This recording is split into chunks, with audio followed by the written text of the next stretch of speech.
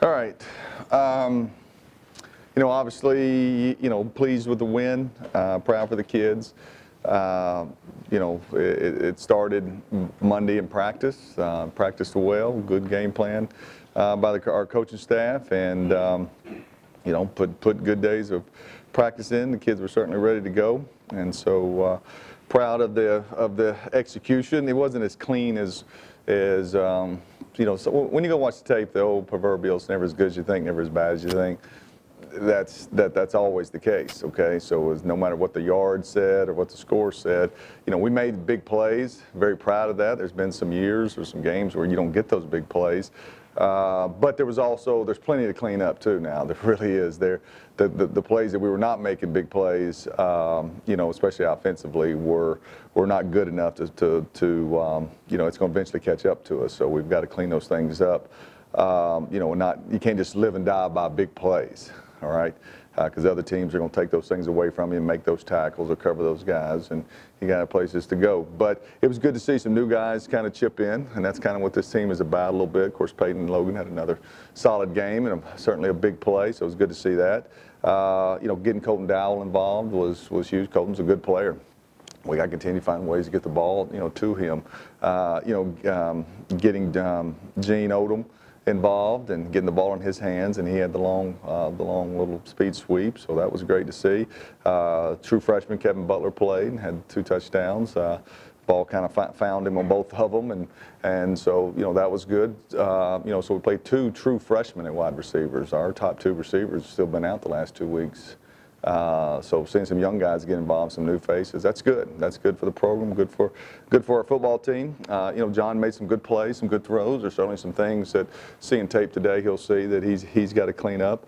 Got to clean up some pass protection things as well. Defensively, the first part of the game was really well. You have a lot of confidence in your team calling plays as a play caller once you see that. Defense is getting off the field. As long as those zeros are staying up there, you can be really aggressive in your play calling, and we were able to do that. And so, maybe I won't say got sloppy a little late, but we played a lot of guys on defense, and in the second half, and give Tech credit, they kept fighting, and got a couple scores there, late. Proud of Courtwright as a field goal kicker, that unit, right? That was big. Disappointed we couldn't score. We had to settle for 2 field goals in the red zone, but making those field goals, even though you may have left 8 points out there on the field, it's a mental lift, right? When you make a 45-yard field goal, you got some points, and that's another possession to where they've got to do something. So proud of Courtwright on that. So now you come back this week and get ready to play EIU. Team that beat us last year on the road. That was a disappointing loss for us. You turn the tape on, and to me, they're us last year. There's not a whole lot of different. And I've said it before. I'm not so sure that our team last year wasn't more talented than this year's team. But there's something to be said about chemistry. There's something to be said about getting a few ball breaks. The ball to bounce your way a couple times, and that creates a certain confidence level. And we're on the other end of it this year. But the point I want to make sure that I make to our team today in team meeting is that there was never a game last year we lined up in, no matter what our record was, that we didn't think that we had a great chance to win. Okay, and I'm sure that's how Eastern Illinois feels. And so, practice better be great this week. It has to be. If you like this 3-0 start in the conference, all right, you've got to win at home. You got to protect yourself here at home. Turn the tape on and watch their defense. They're as good as the defense there is in this league. They just are. And so all it takes is turn the Jacksonville State tape on, and you see them up 7-0. You see them 21-14. So offensively, they've got some better things going on, but defensively, I think they played pretty solid all year. Go ahead. Spoke about that 3-0 start for the first time since 06. Do you feel like that's the biggest difference in this year and last year, is that you've had some breaks go your way and the confidence is at a different level? Well, I don't know if it's breaks or not. Last year, the turnover would equal a pick 6. We've thrown a couple picks this year, but the guy's been tackled, where he intercepted the ball. Last year, somehow it'd be in the middle of the field, and the thing would get out and, score a touchdown. So, It's a multitude of things. It really is. But we're doing, I don't know what we are in turnovers right now. We're probably +5, +6, somewhere in there, which is a difference. Last year we were probably -6 at this point. And we've got a good mix right now of young players and some older players. I saw where our last coach Alexander, said we were, a good team, but an older team.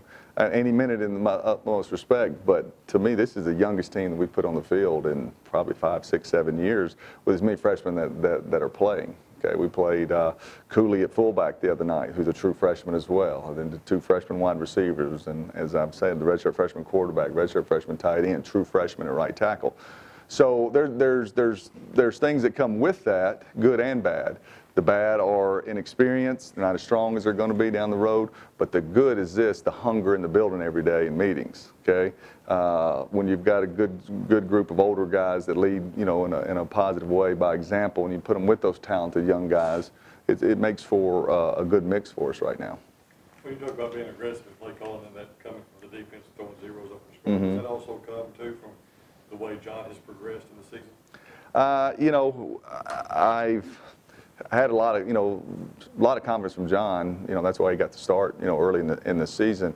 I think it's a combination of him. I think it's a combination of our freshman tackle playing well, which gives us, more time to throw the football. I think our receivers have progressed. And you start finding your identity to where, we're better, obviously, when we're a balanced football team. Okay, we can't throw it 50 times. We may not can run it 50 times, but and schematically finding ways to attack teams.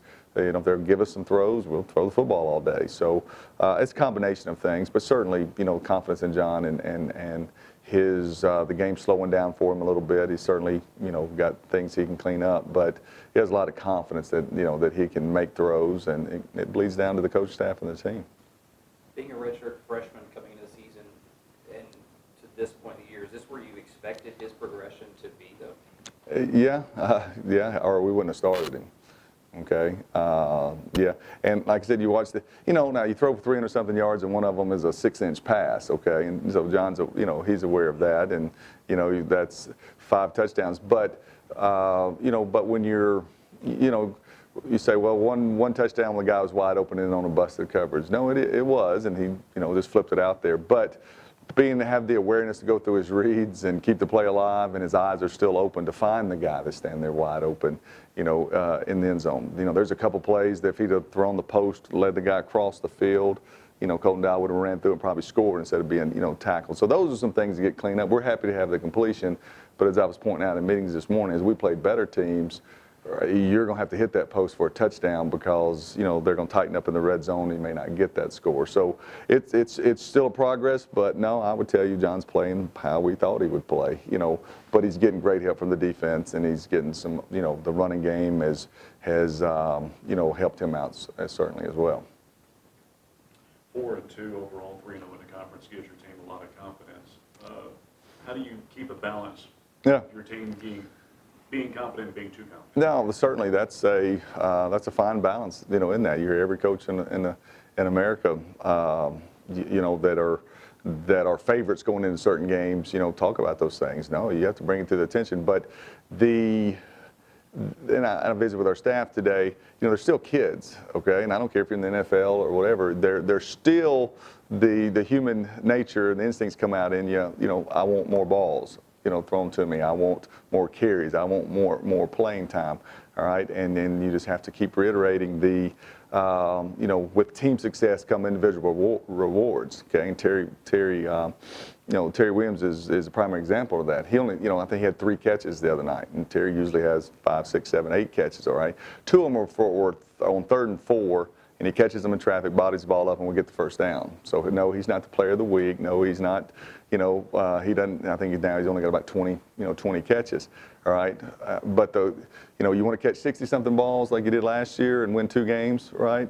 Or do you want to be a huge member of this offense and convert on those third and 4 throws that we made, okay, and get to 3-0 in the conference? And I would tell you, Terry will take the trade-offs of that, which are how he feels today compared to 8 catches and a loss. So those are things you have to talk about. Now, ultimately, it can't be what I believe, okay? This team has to buy into that, okay? And it can't be fake buy into that, all right? And when you hope you're mature enough, any championship team or any good team, when they turn the tape on, they see what they're playing against, okay? And they go and prepare, and they understand, hey, that defensive line's pretty good. That scheme's pretty good. We're playing this week. You can't fake your way through it. The kids have to believe it, or they'll pay the price on Saturday, and we'll keep preaching that to them. Is that what you're seeing from this team, that kind of attitude as far as knowing what to expect and knowing how to handle it? Up to this point. But, like here in 2 hours when I meet with them again, but now, you may potentially be the hunted instead of the hunter now. Okay, now you're playing, Tennessee Tech felt very good about their football team coming into that game. Okay, now you're playing a team that's, thirsty for their first win. They don't care who they're playing. Okay, and so there can be, you read too many articles, right? You watch just the highlights too much and don't go back and watch the plays where we didn't play very well and we've been playing a better team than you're in a dogfight in the fourth quarter. You can't waste, this week. Do I think this team will allow that to happen? No, I won't let it happen. TJ Jefferson won't let it happen, and our coaching staff won't let it happen. But, you certainly have to address it. You certainly have to. When you're in the meetings following the win like you had Mm-hmm. this past weekend, is it easier or harder as a coach to kind of try to find the things that say, okay, here's what you did wrong, here's what we got to work on, Yeah. instead of, the constant praise, compared to, let's say, like last year when you're looking at Yeah. game tape when everything went wrong, and Yeah. it's easy to find. Yeah, like I said, I would tell you that it's certainly, every coach in America would tell you it's certainly easier to correct when you win. The vibe is different. It's easier to learn when you're, when the kids don't feel like every play is 4th and 1. Okay, and as a coach, you've got to keep that balance even on some weeks that you lose because, like I said, we're playing with a lot of young kids. They're still learning. Okay, they still got papers that are due this week, right? They still got got a date sometime this week, okay? So, they don't live and die, like we do as a coaching staff, okay? So you can't make it miserable when they come over in the building just because you lose a game. But, you have to, as a coaching staff, make sure that your standard's still the same no matter what the score is when you're watching the tape. Guys still have to play hard. They got to chase the football. They've got to do all the little things right. They got to play unselfish, and you can't let the scoreboard fool you on those things, or the habits that you formed up to this point will disintegrate, and you could resort back to some of the bad things that we did last year. When you talk about EIU Mm-hmm. and how close they've been in some of their games this year, you talked about, they played Jacksonville State really well, and the week before that, they're Murray. a foot from sending the game into overtime. Right. Point things out like that to your team and be like, look, Yeah. this is how close this team is to being Yeah. 2-1 Right. instead of 0-3. No, exactly. No doubt about it. And I think, quickly the offensive unit will realize that because of the multiplicity on their defense. Okay, they do a lot of different things. They give you a lot of different looks. And so mentally it'll be a tough week on our players to get themselves ready to play. This week. In our game plan. Defensively. Our defense compared to their offense, when you throw the ball, just like we did last week, all it takes is one busted coverage and it's 7 points, right? That's all it takes. One winning on a post route, a vertical route, okay? And, you do that 4 times, now it's 28, it's 28 points, and can we score enough on offense to do that? So, no, every team, there's different things that you go through and you learn, okay? And so my experience, we've been 0-3 and won the last 5. Did I coach those last 5 games any different than I did those first 3 games we lost? All right, and we've been 3-0 before. So but there, like you guys are asking, there still is a different message that has to come from our coaching staff to when you're 0-3 or when you're 3-0 because of the different mindset. They can come in with just rushing things, trying to get to the end of the season. Are we good enough to be a playoff team? No, guys. We still got 5 games left in the in the conference season. The math says you can go 3-5 in the league. Okay, so we just need to go back and say, can we go the proverbial 1-0 this week? Okay, and then we know what that could do for us. Even the next week. balance in the conference this year, I feel like maybe from Yeah. top to bottom is a lot more Yeah. equal than it has been in past years because you don't have the top-heavy Jacksonville State Yeah. just running away with everything. Talk about EIU, who's been close in their games. Tech nearly took SEMA. It took SEMA to overtime and Right. beat them. Do you see that as far as the conference goes? Yeah, the only team in crossover that I haven't watched on tape yet is Austin P, and obviously they're a good team. You see the things they're doing. But as I've seen the crossover tapes, even if you didn't look at the scores, okay, and you turn the game on, you wouldn't know who won the game, okay? If I just took out, if I just turned it on by formation and let you watch the tape of all the different teams in the league and didn't tell you the score, and that's how we watch it during the week as we're game planning. You would know who won the game, and that tells you the balance. And is that a good thing? I think it probably is for people who follow the league, to where it's just not said who's going to win the league and who's battling for second. So I think it makes the interest better. But you're right, 100%. The balance of you